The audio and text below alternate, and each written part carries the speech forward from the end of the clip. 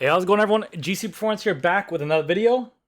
Today, I have withheld my talking points long enough on this Ribble Ultra SLR road bike. I want to get into it. I've seen a couple videos done. I've seen the bike. I've seen what it looks like. Not gonna lie, they did a great job marketing it. It looks like a great bike. I think they did a fantastic job with the aesthetics and everything about it. But I'm gonna get into some talking points about it. I've seen some videos I've seen Hambinis. I've seen Wayne photos. I've seen Bike Radar. I've seen a bunch of people. I think GCN just got their hands on the bike.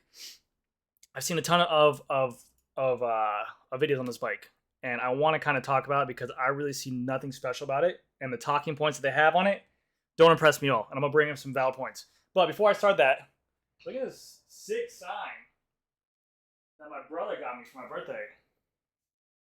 Oh, I don't know if this is gonna translate well.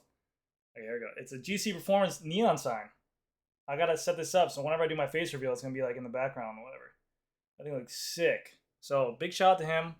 My brother's the best. Supported me all the way. So thank you to him so much. Now I'm excited to get into this bashing of this bike.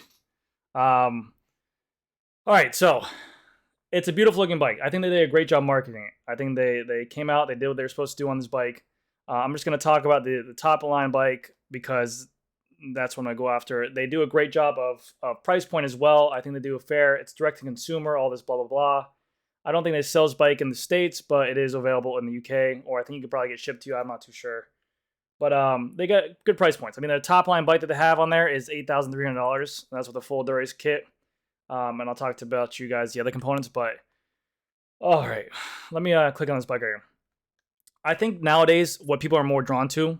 I mean, yes, there's been a lot of accomplishments in terms of aerodynamics, lightweight climbing bikes. There's usually these fads that go on, wider tires, and people get stuck on it. I'm a big fan of aero bikes. Obviously, as you guys know, you hear me talk about South Florida a lot. I love aero bikes. I love how they look. I'm a big fan of them. I think more so people are more drawn to aesthetics and look, and then they realize what's working or not, and then they go from that. Like, for example, the Princeton wheels, or even the Venge Vice, which is going to be a huge talking point. I love the Venge Vice when it first came out, and they did a great job with it. But then after people rode it for a while, they're like, damn, these rim brakes suck. And then they moved on to disc brakes, and then they just realized that it just wasn't there.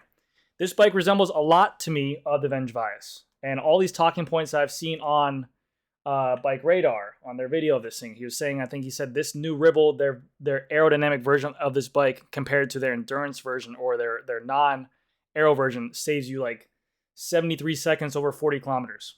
And you're thinking, wow, that's a good chunk of time. I mean, you think about from first place to second place, 73 seconds is a lot, and especially in these races where it's decided by tenths or hundreds of seconds.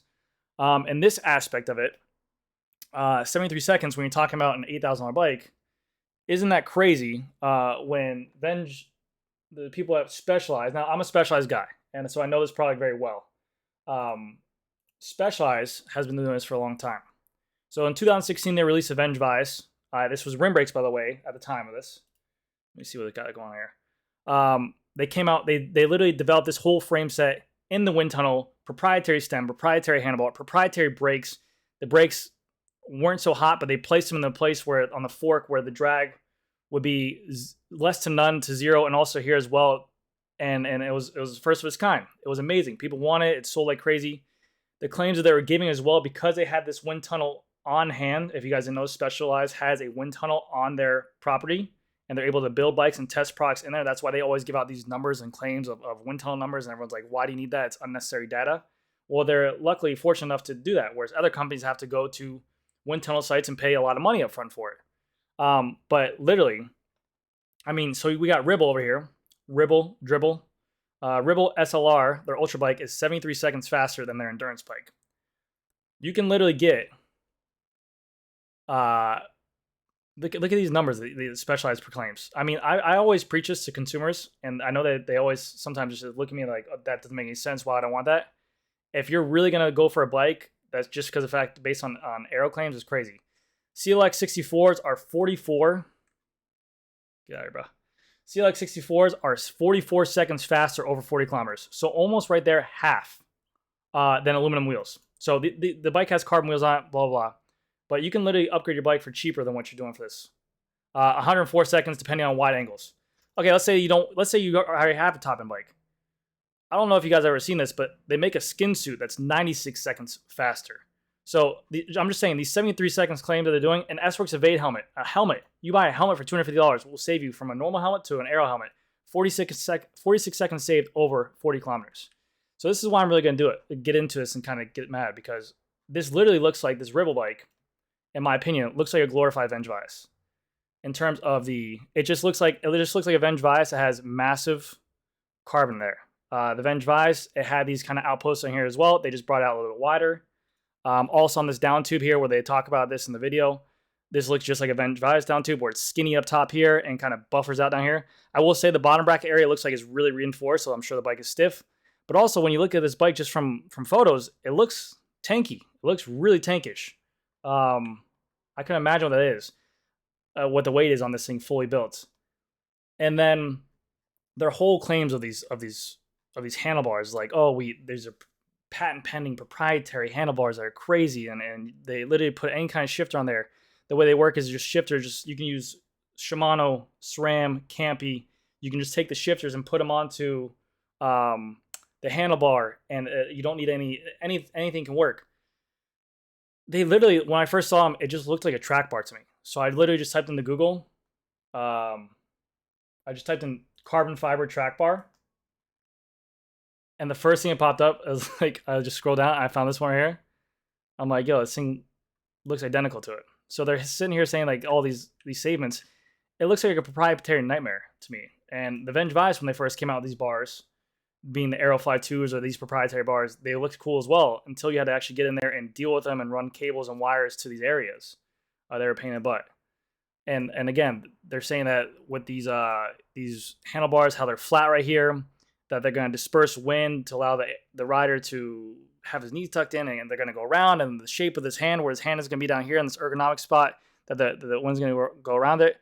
I'm all for making strives and doing things, but I don't know. I mean, there's so much hype behind this bike. I don't know if it's because there's a lack of bikes or just people are looking for new bike news because there's still kind of like we're in this limbo of if we haven't seen any 2022s yet. Our big companies haven't been releasing new bikes. We're waiting for components to drop, and maybe it just came out of this, but it literally just looked like a glorified Vengevice to me. And then I want to talk to you guys about price and stuff like that. I mean, you're dropping your top tier bike for $8,300. You're going to put an NV65 foundation wheel, which NV65 foundation wheels are not bad wheels at all, but you're speccing your top tier bike with a 16-year-old wheel. I mean, we'll at least put on an SES or something like that, or a 454 or something like that, and that mattered, and the price would go up. But I don't know. I mean, these claims of these aerodynamic and these wind tunnel tests, everyone has these claims of these seconds faster and stuff like that. But it's a good looking bike. I like the custom colors of it. I'll talk on some strong points. I like the custom colors of it. Obviously, the pricing's great for consumers who want to buy it. I mean, you can't get that with a full group set of that, and that color, the aesthetic, the look of it. It looks cool. It looks cool. But T1000 carbon, T800 carbon monocoque frame. Okay, so, but it literally, like, people are saying this is groundbreaking technology. It looks to me, honestly, like a glorified Vengevice. And I don't know why people aren't seeing this, but let me get a picture of the down tube. Sorry, guys. I have really bad dyslexia. But if I can get the down tube. So like, see how like the down tube here is like tucked in and then it kind of flares out. And then right here as well, it just looks like any kind of aero carbon bike to date, just with way more carbon on it. There's nothing special that sticks out to me about this bike, except for the handlebar, which they rave about, that looks like a track bar by 3T.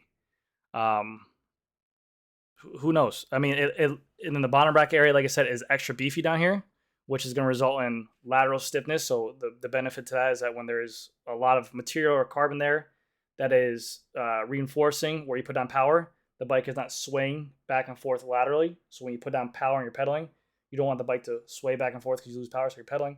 It's going to put forth power and give you more. So when there's more material, that was better for you. But I mean, it just looks like if this was like a TT bike. So it looks like any kind of aero bike. But I don't know. It's crazy to me. I just had to make a video on it, a talking point on it. Let me know what you guys think. I'm not the biggest fan of it. It looks cool. I wish Specialized would make a Venge, but this looks like a Cannondale. This looks like a Canyon Arrow Road. This looks like a Venge when they used to make it. This looks like anything out there, just with a little bit deeper cuts right here, like a TT bike, a little bit deeper, bring up to the bottom bracket, and yeah, nothing special to it. The handlebar looks cool, but again, you're gonna run to issues with proprietariness and stuff like that later on down the road. So, do you really want that bike? Are you sure about that? Price point's good, paint job looks good, but guys, you're buying an $8,000 bike. You're getting, come on, put a pair of nice wheels in there, man, or put a pair of premium price wheels in there. Don't give me no hookless wheel where I can't go over 80 psi or something like that, man. That's probably why they did that, because the bike's probably gonna be so vertically stiff that it's gonna be uncomfortable to ride. So they had to put some hookless wheels to make sure that you go at 80 psi. Yaw angle. Check out some of their data that they give out. Yeah, these companies make me sick. Oh no. All we can do is take in every information from companies that give off this information, including Specialized, including everyone out there. But these companies are giving out their own information with this 1 ton of data. So shout out to everyone who's done a video on this already. All the YouTubers. I love watching all you guys' videos. I binge watch before I go to sleep. So I figured I'd make a talking point on it. Let me know what you guys think. I probably just rambled on for a really long time, but I had to speak about it. It literally looked like nothing crazy to me. Like, people are talking about like it's groundbreaking, like they've never seen anything like this before, when it's just like a glorified Venge Vice and a handlebar. That's my take on it. Hopefully you guys enjoyed the video. It's been GC Performance. We're almost close to 20K. At 20K, I'm gonna be doing something big. I told you guys this. Stay with me. No YouTubers are gonna be doing what I'm doing. I'm not sponsored by any companies. Specialized doesn't pay me anything. These companies don't pay me nothing. I'm not sponsored by no one. I give out product to you guys because you guys give back to me. So I appreciate it, and I'll see you guys next video.